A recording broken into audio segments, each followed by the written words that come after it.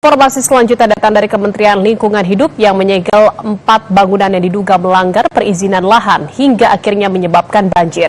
Menteri Lingkungan Hidup menegaskan pemerintah tak hanya menyegel lokasi wisata, tetapi juga akan dibawa ke ranah pidana.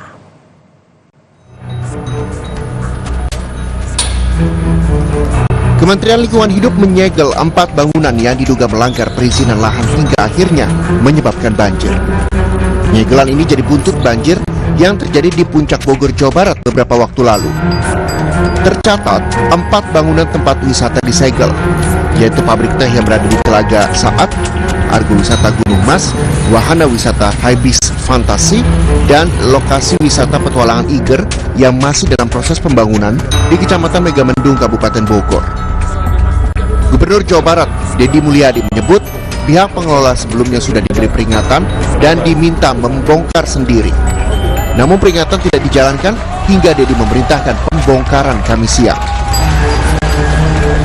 Dukung kita bongkar karena ini menimbulkan problem bagi lingkungan, dan saya tidak segan-segan walaupun ini adalah PT-nya, PT BUMD Provinsi Jawa Barat, untuk memberikan contoh pada siapapun bahwa yang melanggar ya harus ditindak, walaupun itu adalah lembaga bisnis, lembaga usaha BUMD milik Provinsi Jawa Barat. Kita ngasih contoh pada seluruh warga di Jawa Barat. Ya. Menteri Lingkungan Hidup Hanif Faisal Nurrofiq dan Menko Bidang Pangan Zulkifli Hasan serta Gubernur Jawa Barat Deddy Mulyadi dan Bupati Bogor menggelar sidak ke beberapa tempat yang ada di lokasi wisata Puncak. Sementara Menko Bidang Pangan Zulkifli Hasan bilang tak tertutup kemungkinan lokasi yang disegel akan bertambah. Kami dari LH dapat aduan masyarakat begitu banyak, ya, dan juga dampak banjir yang terjadi luar biasa.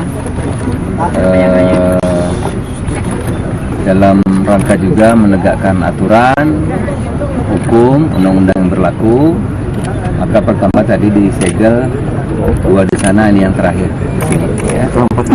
Hanya disegel aja hari ini 4, malam 4 hari ini. Jadi ini yang keempat hari ini, besok mungkin nambah lagi.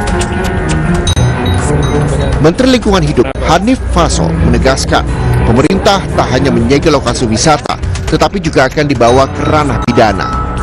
Karena perubahan tata ruang yang tadinya kawasan lindung menjadi lokasi permukiman.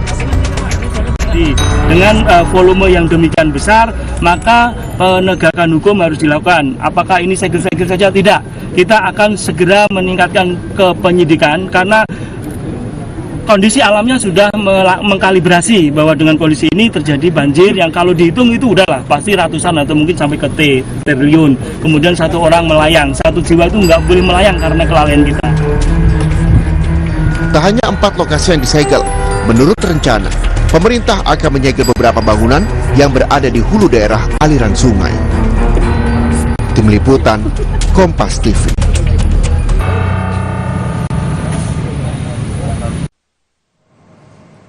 Tetaplah di Kompas.